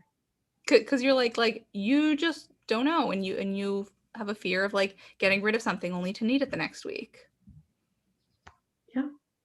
And, but often you don't. Have you ever decluttered something and then have like super regretted it? Oh, okay. Not super regretted it, but I had this Wet n Wild eyeshadow palette. it was like 8 colors, and out of the 8 colors, I liked one of them. Like the rest, I never wore, and I really only use this palette like through my no buy because I tried to use up all of my palettes to figure out which ones I wanted to declutter. And so when I had that in my like makeup bag, I would only use one color. And I do miss that color because it was like a blue and red duochrome. Like it was a really interesting color that I haven't seen anywhere else. But I just felt that it wasn't worth keeping a palette, like 8 colors in a palette just for that one color. And also because someone else wanted it, I was able to pass it off to someone else. It wasn't like I was just throwing it out. So I'm glad that I decluttered it, but I do miss that one color. Interesting. Yeah. But it's like it's one item. Yeah, I wasn't going to keep one eyeshadow. Is there anything else that comes to mind for you? Or is it just I can't think of anything else. Sometimes I do like rethink things if I have them in like so I have a bag of products that I've decluttered from like the past 6 months, and every so often I'll like look in there, whether it's just to like put more declutters in it, and I'll see something and I'll be like, did I really want to declutter that? Did I really want to? And I second guess myself. And I don't take it back, but like sometimes I do second guess myself that way. yeah, I've done that too. Like I keep the declutter bag and it's actually behind my mirror. And like I'll keep stuff there for usually a couple of months. And I've pulled stuff out, but like and then it'll sit there for like weeks, if not months. And then it's like, Shauna, what are you doing? You put it there for a reason. You haven't even tried to use or wear the product. So like what's the point of pulling it out? Like, come on now. And then it usually will go back in. Yeah. Yeah.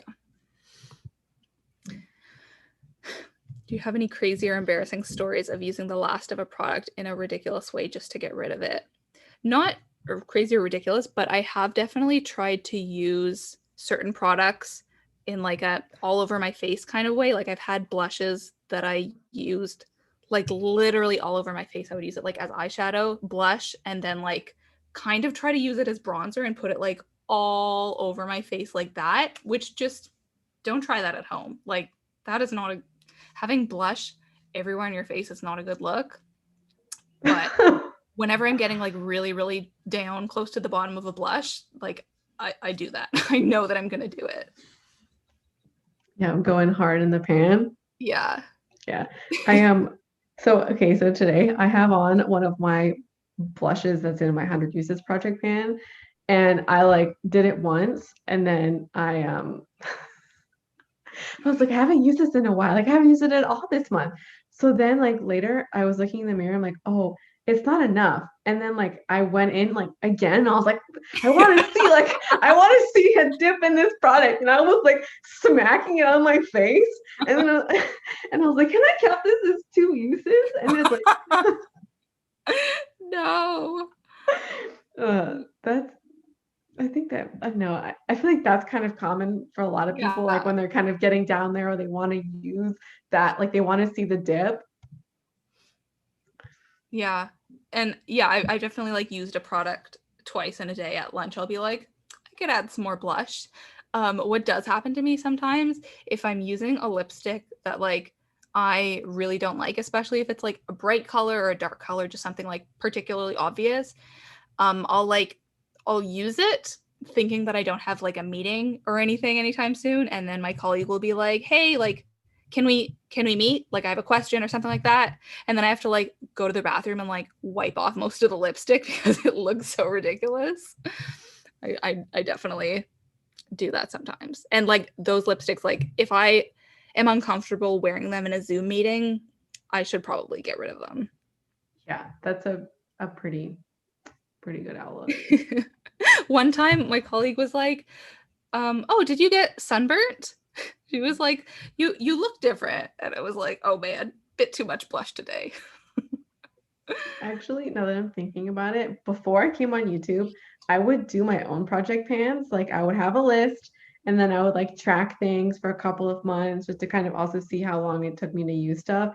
And I wasn't totally paying attention, but I was like just I guess mostly like picking products to intentionally use, and whether like so the actual tracking wasn't that great, but I did end up using products that way. And one of them, I don't know if you remember this product, it was the Smashbox Contour Kit with the 3 circular pans. This was like huge back in maybe 2015 or 16. Um, and so I finished the bronzer and like the highlighting shade, but the contour shade was the only one left. And I was like, I gotta finish it. So I would like apply hardcore contour here and then bronzer on top. And I vividly remember my partner on several occasions being like, why do you have dark spots on your face? And I'm like, oh, must have been a mistake. And I just like went like way too hard and like didn't fully do like a look on both cheeks. And it happened like actually a lot. And then at one point he was like, is there something that you're not telling me? Like, is this a makeup style? Because like and I was like too embarrassed to like explain the situation. I eventually did. But I guess what you do to try and finish your makeup. Yeah, that's funny. Yeah, I definitely like my partner will give me like a double like look sometimes. Be like, is that the look you're going for today?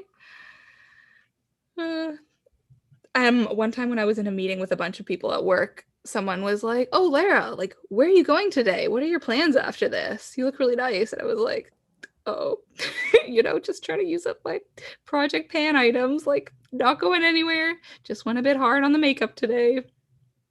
Yep. Hmm. This has been a long live stream. I don't know how much time you had today for this. I have some more time. If you have some more time. Yeah, maybe let's do like 10 more minutes. It's hard to know because the viewer count keeps going like a little bit up and a little bit down. So I think I think people are engaged, but it's hard to know how long they're sticking around for. We had a lot more questions that we were planning to ask each other though. So let me see what are some other questions that I asked.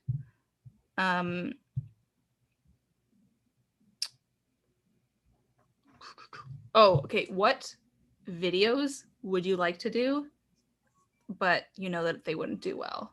Like, what kind of content do you think would be really fun? Um, I was thinking about this before we came on, and I really want to do more ranking videos because I think those are really fun for me and often like help me come to conclusions about my own collection. But they have not done well on my channel at all, despite being asked repeatedly for new ranking videos. And like it's one of those things where like I might eventually.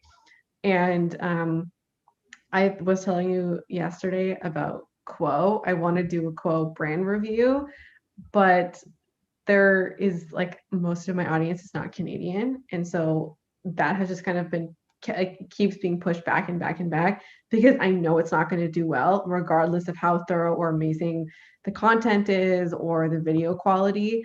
There's just not a lot of I don't think there would be a lot of interest in that, just given my content and sorry, my location where my subscribers are from, and you can't get Quo like Shoppers doesn't ship internationally. Mm. And I also would like to try my hand at vlogging. That's just like I feel like it's a different kind of skill, and I would want to do that just like for my own desire to like learn a new kind of like video type and maybe even learn some like different editing and those kinds of things. My vlogs have been the worst performing videos on my channel, like period. Um, yeah, I don't think there's anything worse except for a handful of my declutters. Mm. So I would love to do vlogging, and that's one where I might just be like, you know what, screw it. Like I'm just gonna do it anyways. And yeah, so those are some of the things that I would really like to do, but like it is hard to produce content that like will flop. Like you just know it's not going to do well. So it kind of keeps getting pushed back and back. Are there any what are your videos? Um, well, okay, what you say about vlogging is really interesting because I do feel like that is hard for any kind of genre on YouTube. Like if people are doing, I don't know what's the genre, like gaming games, or if they're in the beauty space, or if they talk about like self development, like if they ever try to do some videos that are slightly different, like vlogs or whatever, they're not going to perform as well because that's different from their core type of content. Like I watch a Canadian YouTuber, Michaela Greenwood, and her it's not really core content, but her best performing content is cleaning content, like kind of decluttering and like organize with me, clean with me, that kind of stuff. But her video is mainly vlogs. But whenever she does um, cleaning videos, they do like 10 or 40 times, like way, way better than her regular vlogs, because that's just what people watch her for.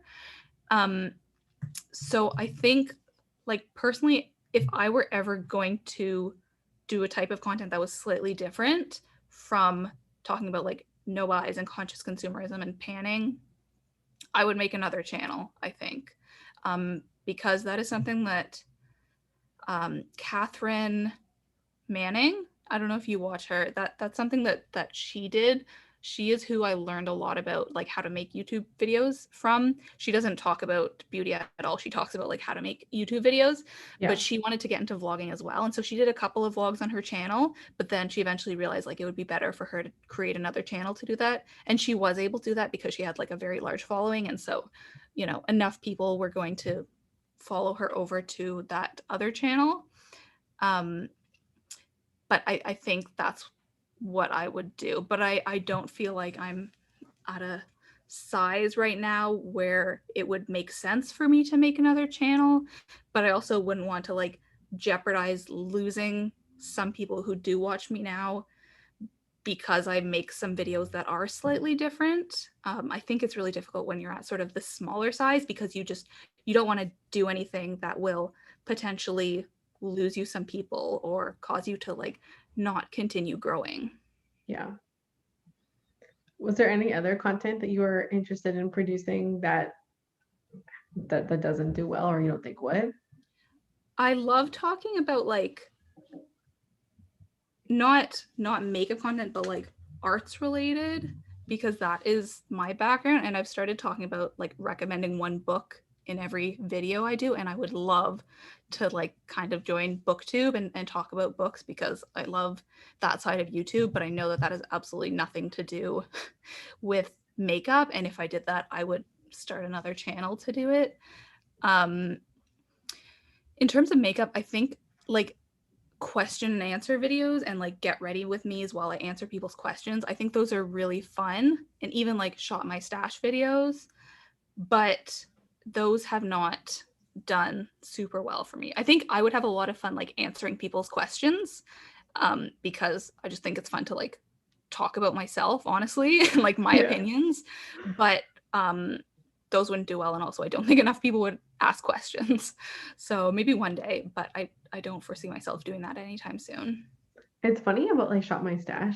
I started doing that back in January, and the first handful did not do well at all. Like they were, of regular kind of content. That was some of the worst, not maybe number 10, but maybe like number 8 or 9. And it wasn't until like I did a video where I was like my minimal makeup bag, and then I did it again maybe a month ago. It wasn't until then that people actually started liking that content, and it's getting like it just shifted dramatically. Like the views are those videos, the older ones are now getting watches because of the newer ones. And I think it was both the fact like it was framed a little bit differently as like my minimalist makeup bag versus a Shop My Stash, even though they're basically the same thing. I think how it was labeled enticed more people. And then they started watching some of my old ones. And one of my I think it's my February Shop My Stash is now like in like my top 10 most viewed videos for the last 28 days, which like kind of came out of nowhere. And so that was also with my fashion content as well. Like I do want to produce more, but it's not my top performing content, but it's like kind of growing. And I feel like if there's something that you want to do, like you just have to, I don't know, like struggle through a few months of like not getting great views to eventually start getting mediocre ones and hopefully, better. Um, so I do want to produce more fashion content, but it's like doing okay where I feel like I can't do that.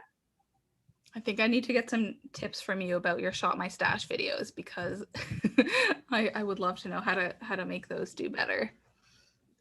We can talk. Yeah, I think like framing it as minimalism or like minimal makeup collection, um, people are super into minimalism, so that makes sense. But again, even like not all things you frame as minimal do well. I don't even like even if it is, even at like its heart, it is. I don't know. It's just what people click on and even like I don't know the algorithm. I'm not entirely sure. But I don't know, maybe like also maybe your track record. I don't fully know YouTube, like it's still kind of mysterious. Yeah.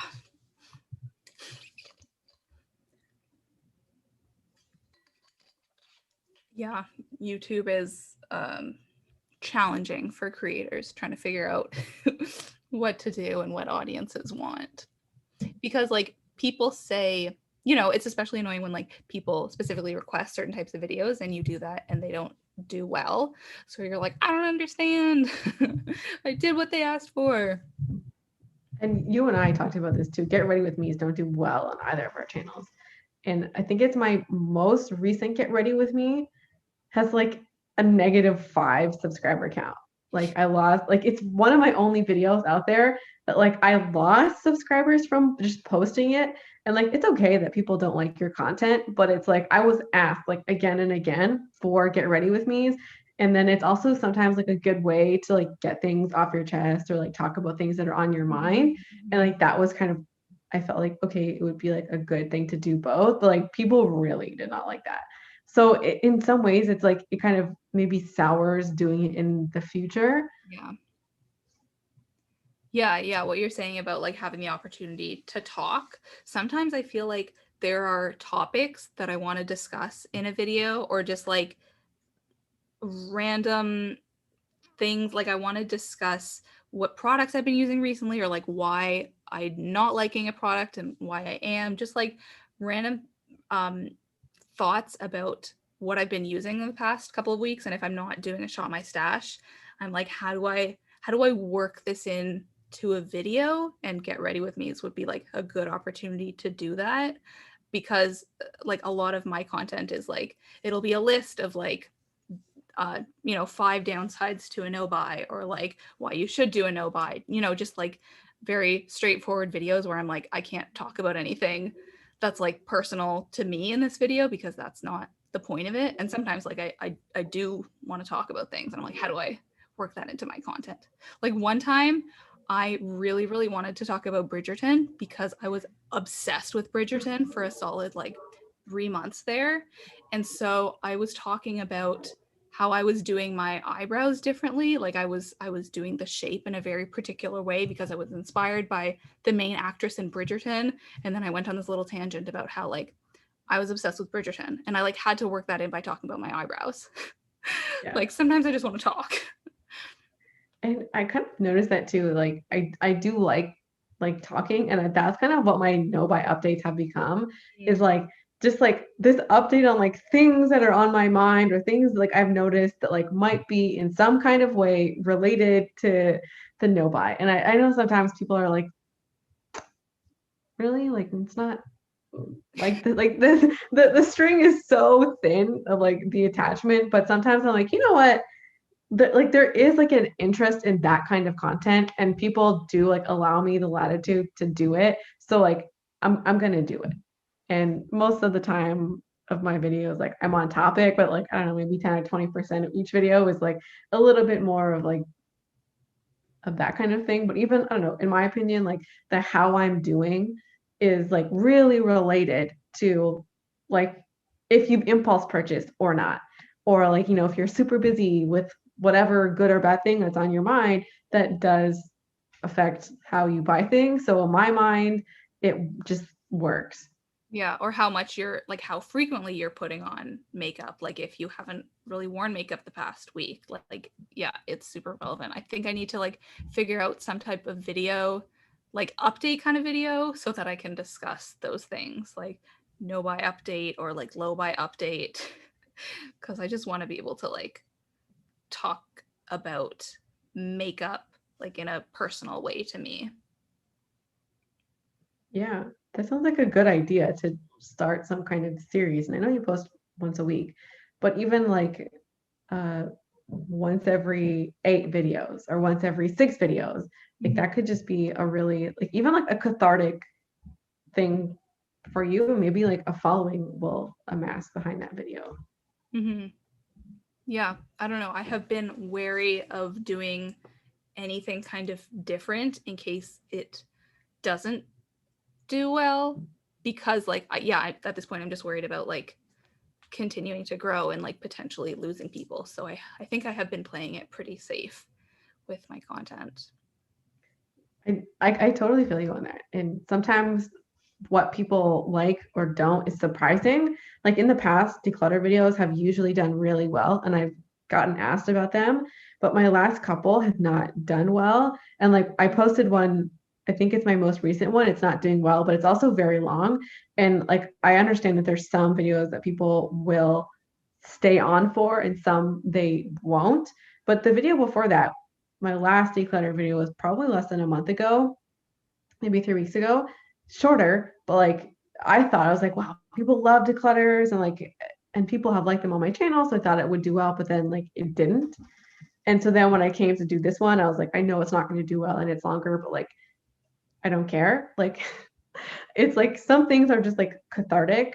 And I guess like, I don't know, sometimes things just surprise you in both good and bad ways. And Yeah. I guess also sometimes it's hard to like, I know and people have expectations of you and your content, and sometimes it's hard to either like stay with that when you want to do alternative things, or even vice versa. Like it can be challenging.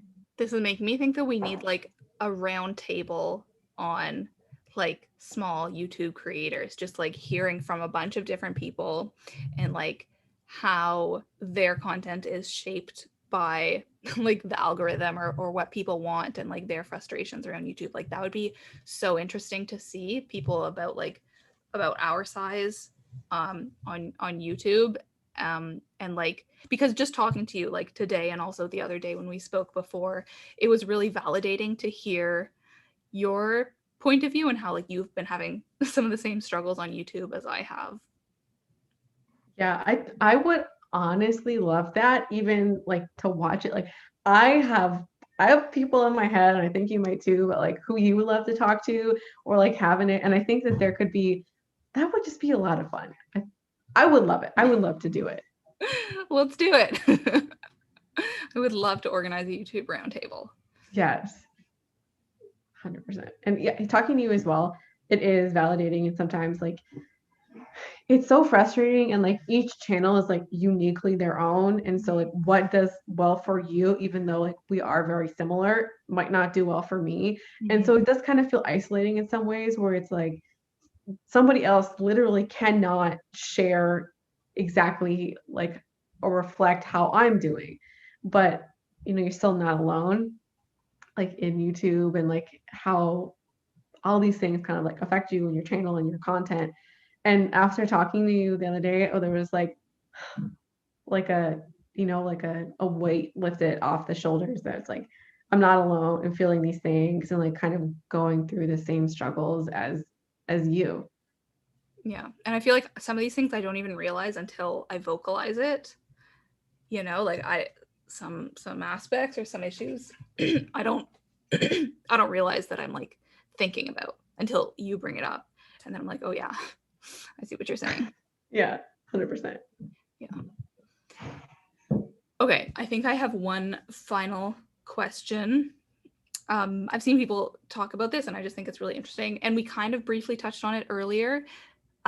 Makeup trends, if you have any that you love or you hate. Like we talked about like eyebrow trends. I think that's really interesting because I never realized that there were eyebrow trends because I think since I started, well, no, I think when I started wearing makeup, thinner brows were kind of the thing. And then throughout university, like more bold brows and like arched is more Yeah. popular, and which works well for me because I feel like that's what I have. And then maybe like a year and a half ago or a year ago, fluffy brows started to be the thing. And that was when I first realized that like different parts of the face or different like makeup areas do have trends kind of like in fashion. And then recently, I think more of like the straight brow and like not arched, but just sort of like straight up brow has come in because it makes people look like more youthful and like they have Botox or something. I don't know. It just makes you look like your eye like lifted. So that's something that I've noticed recently. Do you have any? I think you have more of like the fluffy brow look. Yes, and that's new to me. I discovered that last year. I have been like the block brow person. So I have just like I guess a full like brow confession. I have never ever gotten my brows done anywhere ever. I've only ever plucked my brows, and I think there's people who might be like gasp because I said that to people before and they're like, "What?" Like um so I just kind of do them myself and whatever. I just like I can't spend the money on it. But anyways, so I learned to do my eyebrows from YouTube and like there was nobody to really show me and I think that's a lot of people's experiences as well. So I was block brow for a long time and I caught myself I think I might have put this picture on my channel sometime, but comparing my brows to like 4 years ago, they were just big blocks and like I right need up to see here. this. I haven't seen That it. I'll have to like I'll send you a screenshot. Like I figured this out a while ago and I was like, oh my God, this is horrible. But whatever. I thought I was like so cute and trendy like 4 years ago. But I found the fluffy brow and like brow gel. Only started wearing it last year in 2020. I had this Essence brow gel that like I bought like 4 years ago probably and then never used. And then tried it out on its own and then, was kind of like finagling it and then ended up buying another one. And so I just kind of like fell into like the fluffy brow trend and like I love it and it kind of feels more natural. And like while I'm not like a totally natural kind of gal, I like kind of parts of that, like the one eyeshadow look and the fluffy brows. I feel like those are like signatures of mine. At least I like to think so. Um, so I love the fluffy brow, and that's kind of something where it's like that also really made me aware that there were eyebrow trends. And I think that might be something where like if it's no longer in style, I might just keep it up because I just like the way that it looks and it's just like super easy opposed to like using a pencil or like an eyebrow gel or something like that. But I also really love like the sunburn blush look. And I also really love the like the orangey kind of nudie blush look. Not maybe like a trend. I think it's a color trend though. And previously I've only ever worn like baby pink blushes. And so the fact that I ever even owned any to start using and like trying the trend like kind of blows my mind because I never liked that color. But I'm glad that I own them because I just like I love them and they feel pretty natural to me. Those are the big two. I do also really love like the dewy kind of skin tint look and like I've tried to force it, but like I just don't have the skin type for that. So I've just kind of like accepted it. It's Yeah, not for you.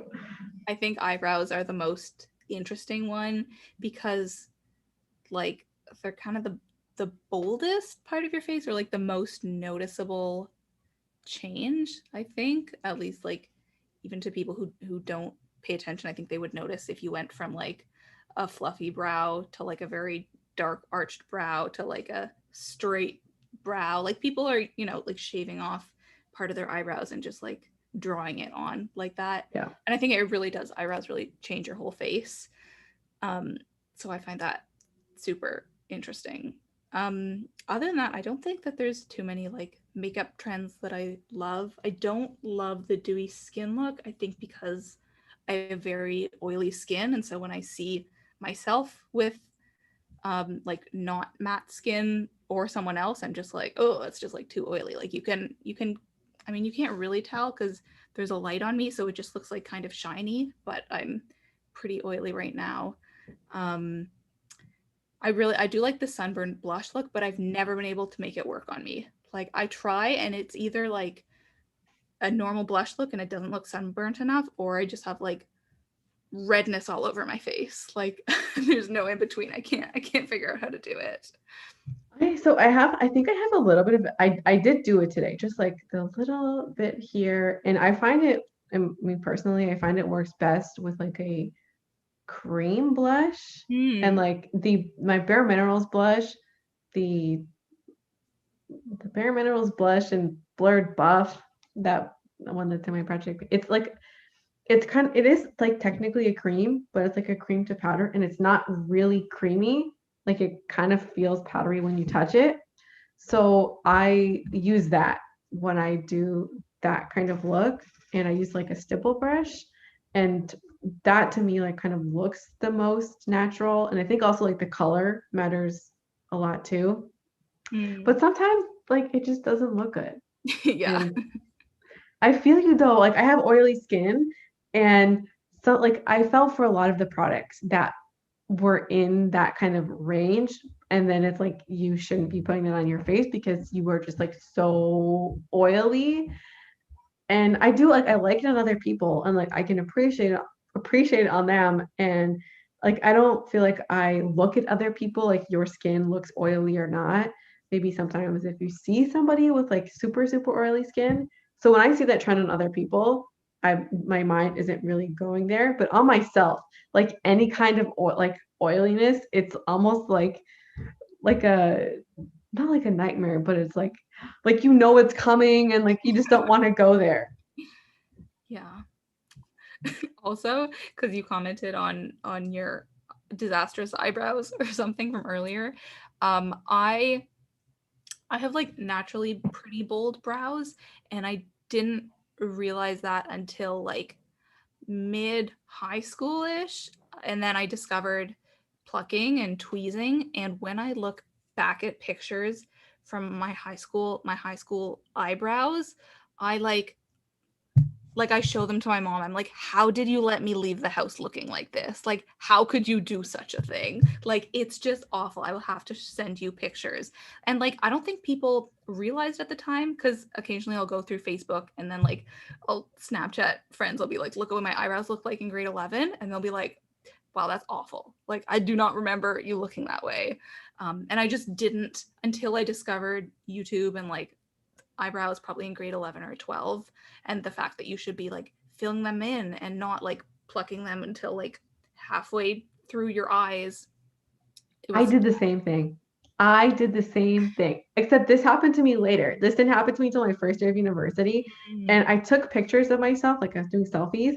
And then when I uploaded them, I realized like my eyebrows were out of control. I had never, until like 18 years of age, I had never touched my eyebrows.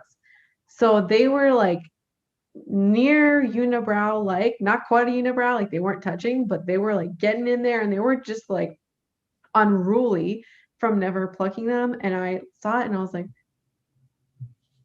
why have I never noticed how kind of crazy these are? So I started plucking them, but then I got to like here. And when I look back at all like there's this huge gap, like all of this, and my eyebrows are so far apart. It's so And I was like, why did nobody tell me? bad. And then I had to like I left them alone for a while, like maybe a lot longer than I really should have. But it was like the only way to like get them to grow back. Yeah, and then I went through a phase. I mean, I don't think I'm entirely over it, but like end of undergrad and then first couple years out, I was really into like dark, dark, dark eyebrows, which I think is a great look, but like with this color hair was not a great look. And so a couple of times I got them dyed at the salon, and they would like they dye them, they'd leave it on the dye on for like 5 minutes or 10 minutes or whatever, and then they show you and they're like, do you want to leave it on longer to make it go darker? And every time I'd be like, yes, leave it on longer. They'd show me again, I'd be like, leave it on longer. And so I would let them get so dark. And then I also bought this like kit that you could use at home to like dye your eyebrows, and I would leave it on for so long. And looking back at those pictures, I'm like, okay, that was too dark. Like I like dark bold eyebrows, but that was too dark. So I feel like I really like pivoted from like way too like small and light eyebrows to like way too thick and dark. And now I'm somewhere in between. I love a bold brow too. And I think that's why I went for like the penciling in kind of thing because it helped them look more bold.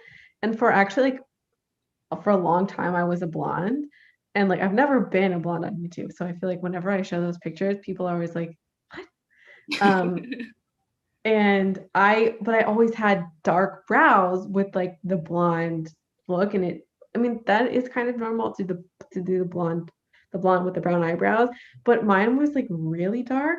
And so when I had really dark brown hair, almost black, I went like almost black with the pencil, and it was just not cute. So I don't know, like sometimes, I mean, like we do also go through like personal trends that aren't quite like, I don't think society was maybe going through that thing, but like we just had preferences for how we looked and like the colors that we liked on ourselves. Yeah. Wow, I feel like I could talk about eyebrows forever. Which is so weird because eyebrows were not in my life until like last year.